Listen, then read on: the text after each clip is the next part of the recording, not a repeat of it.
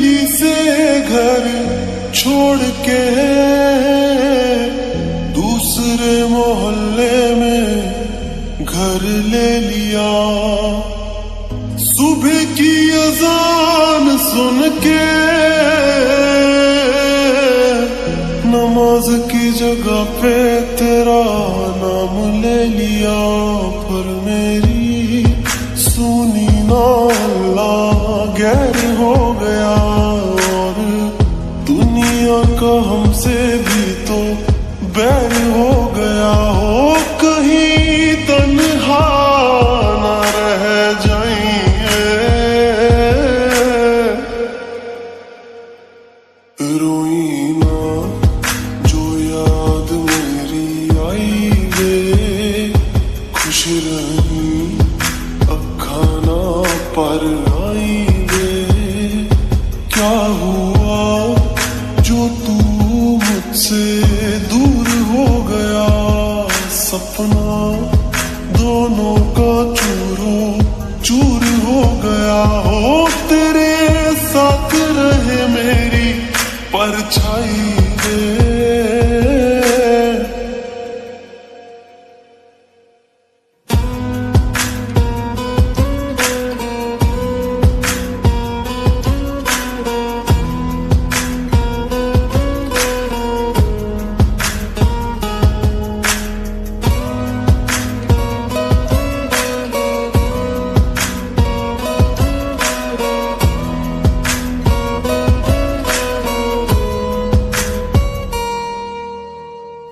वैसे तो ख्याल तूने अपना मेरे बिना रखना सीखा ही नहीं। जब मेरे बिना रहना होगा, तूने तो वो वक्त अभी सोचा ही नहीं। सहारा कोई दे तो एहसान ना लेना, दुख पूछे जो कोई मेरा नाम ना लेना। अब जीत जी मैं ना मर जाऊं मैं, रोई ना जो याद मेरी आई वे, खुश रही अखा ना पर आई वे।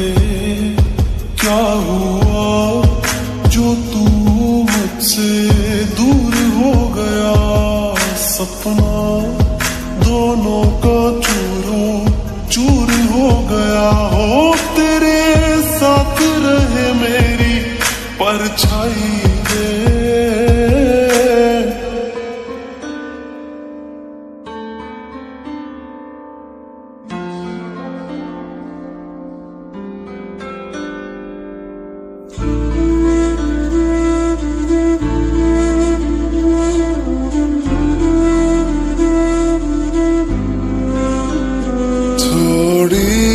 जगह दे दे मुझे तेरे पास, कहीं रह जाऊं मैं।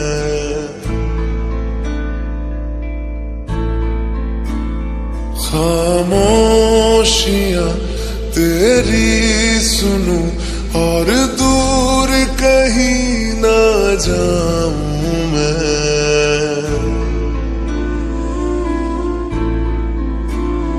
अपनी खुशी दे के मैं तुझे तेरे दर्द से जुड़ जाऊं मैं। मिला जो तू यहाँ मुझे दिलाऊं मैं यकीन तुझे रहूं होके तेरा सदा, बस इतना चाहता हूँ मैं। थोड़ी जगह दे दे मुझे तेरे पास, कहीं रह जाऊं मैं।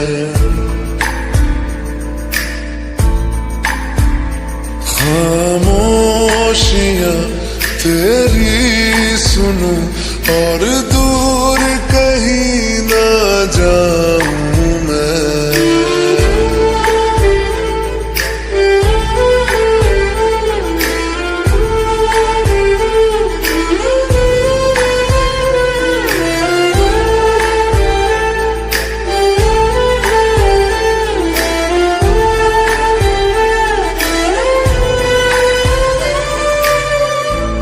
सहारा तेरे बिना मैं, तू जो ना हो तो मैं भी नहीं।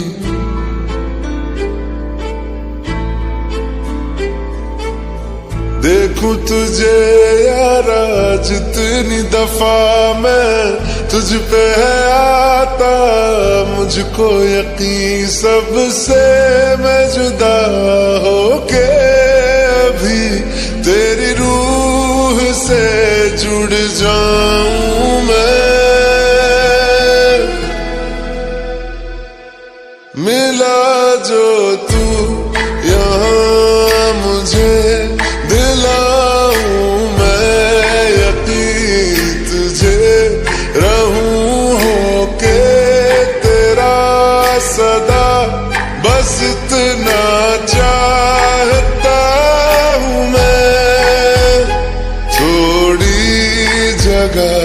दे दे मुझे तेरे पास कहीं रह जाऊं मैं।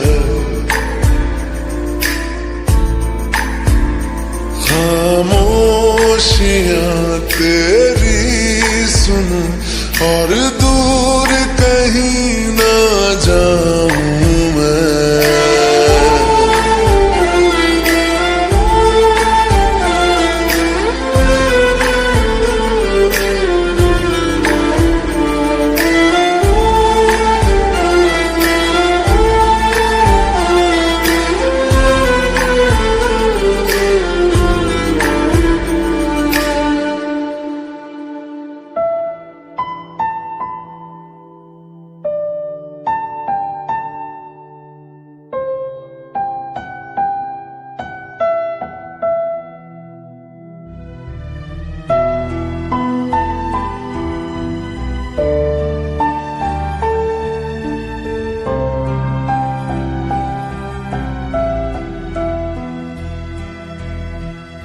दर्द दिलों के कम हो जाते, मैं और तुम गर हम हो जाते, मैं और तुम गर हम हो जाते।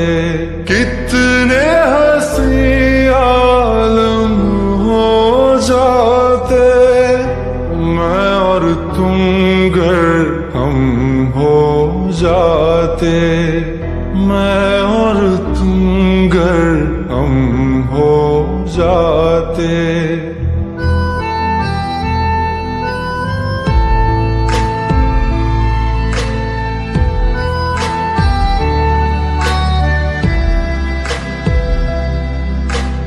दर्द दिलों के कम हो जाते, मैं और तुम गर हम हो जाते, मैं और तुम गर हम हो जाते।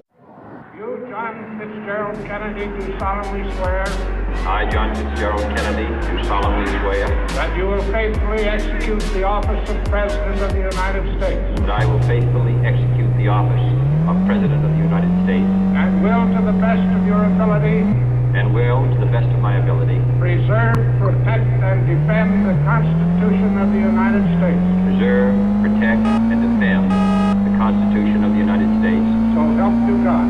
So help me God.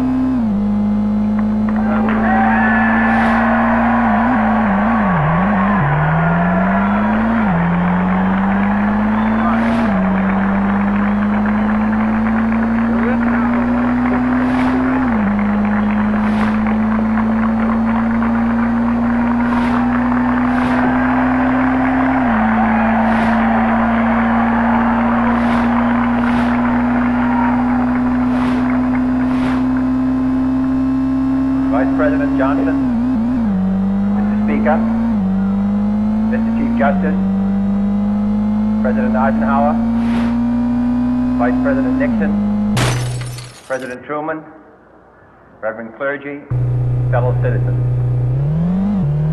We observe today not a victory of party, but a celebration of freedom, symbolizing an end as well as a beginning, signifying renewal as well as change. For I have sworn before you and Almighty God the same solemn oath our forebears prescribed nearly a century and 3/4 ago. The world is very different now, for man holds in his mortal hands the power to abolish all forms of human poverty and all forms of human life. And yet the same revolutionary beliefs for which our forebears fought are still at issue around the globe. The belief that the rights of man come not from the generosity of the state, but from the hand of God. We dare not forget today that we are the heirs of that first revolution. Let the word go forth from this time and place to friend and foe alike that the torch has been passed to a new generation of Americans born in this century, tempered by war, disciplined by a hard and bitter peace, proud of our ancient heritage, and unwilling to witness or permit the slow undoing of those human rights to which this nation has always been committed and to which we are committed today at home and around the world.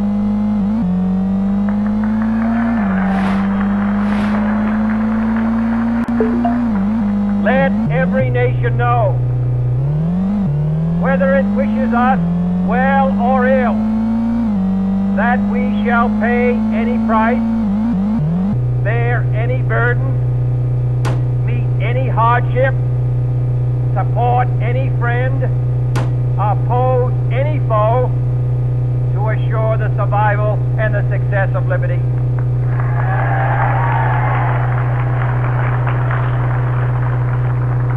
This much we pledge and more. To those old allies whose cultural and spiritual origins we share, we pledge the loyalty of faithful friends.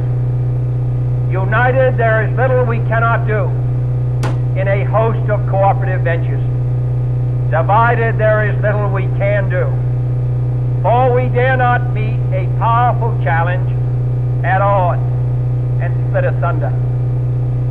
To those new states whom we welcome to the ranks of the free, we pledge our word that one form of colonial control shall not have passed away, merely to be replaced by a far more iron tyranny. We shall not always expect to find them supporting our view, but we shall always hope to find them strongly supporting their own freedom, and to remember that in the past, those who foolishly sought power by riding the back of the tiger ended up inside.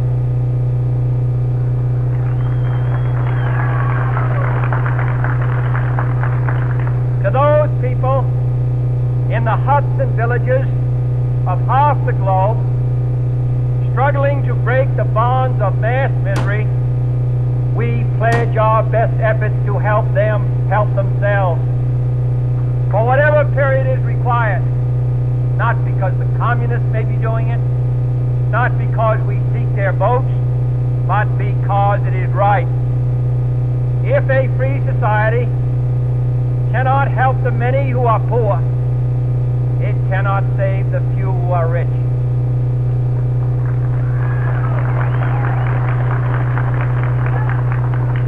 To our sister republics south of our border, we offer a special pledge.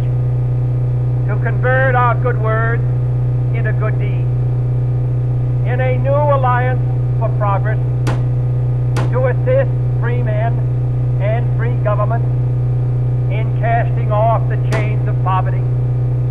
But this peaceful revolution of hope cannot become the prey of hostile powers. Let all our neighbors know that we shall join with them to oppose aggression or subversion anywhere in the Americas.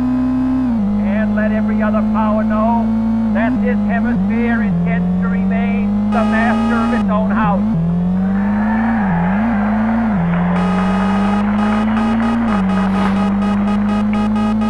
To that World Assembly of Sovereign States, the United Nations, our last best hope, in an age where the instruments of war have far outpaced the instruments of peace, we renew our pledge of support to prevent it from becoming merely a forum for invective, to strengthen its shield of the new and the weak, and to enlarge the area in which its threat may run.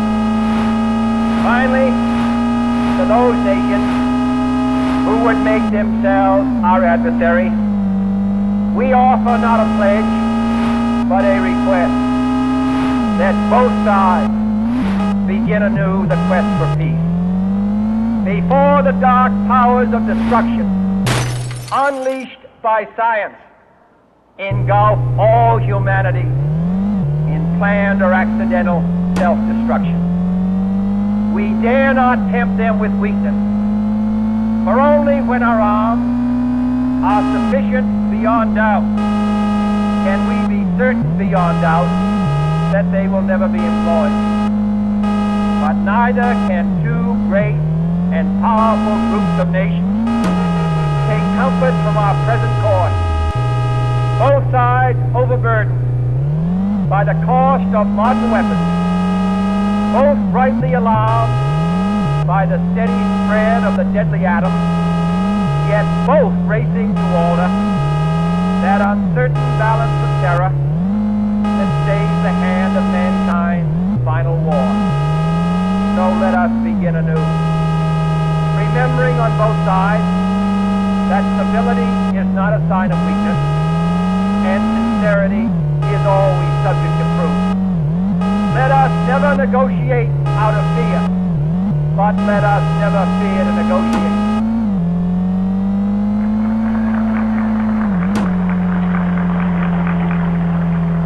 Let both sides explore what problems unite us, instead of belaboring those problems which divide us. Let both sides, for the first time, formulate serious and precise proposals for the inspection and control of arms, and bring the absolute power to destroy other nations under the absolute control of all nations.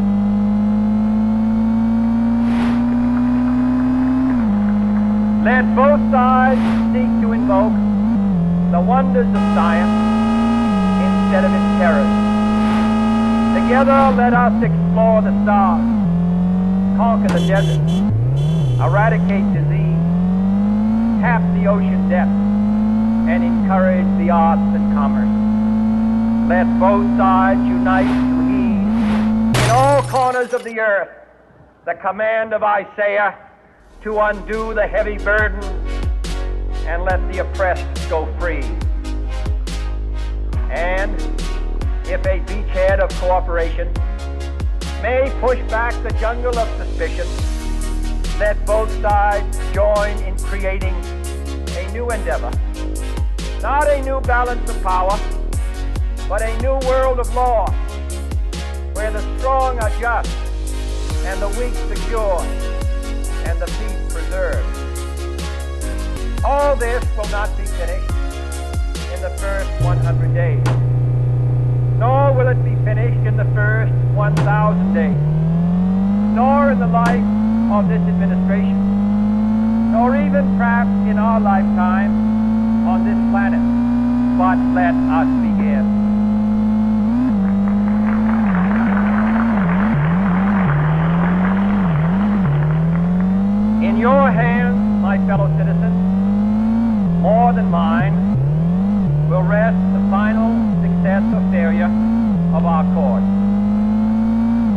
country was founded, each generation of Americans has been summoned to give testimony to its national loyalty. The graves of young Americans who answered the call to service around the globe. Now the trumpet summons us again, not as a call to bear arms, though arms we need, not as a call to battle, though in battle we are, but a call to bear the burden of a long twilight struggle, year in and year out, rejoicing in hope, patient in tribulation, a struggle against the common enemies of man, tyranny, poverty, disease, and war itself. Can we forge against these enemies a grand and global alliance, north and south, east and west, that can assure a more fruitful life for all mankind? Will you join in that historic effort?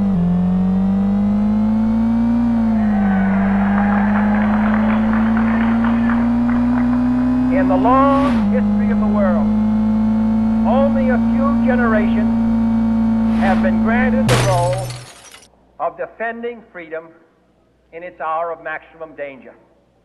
I do not shrink from this responsibility. I welcome it.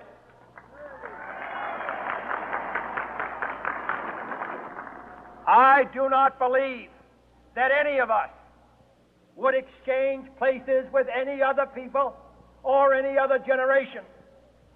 The energy, the faith, the devotion which we bring to this endeavor will light our country and all who serve it.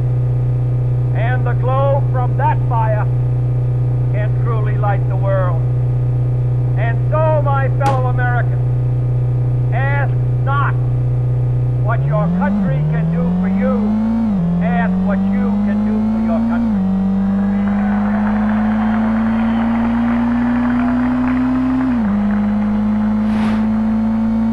My fellow citizens of the world, ask not what America will do for you, but what together we can do for the freedom of man.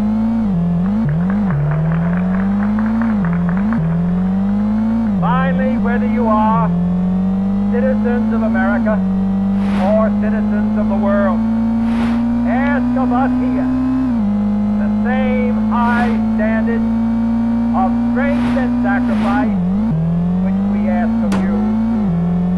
With a good conscience, our only sure reward, with history the final judge of our deeds, let us go forth to lead the land we love, asking His blessing and His help, but knowing that here on earth, God's work must truly be our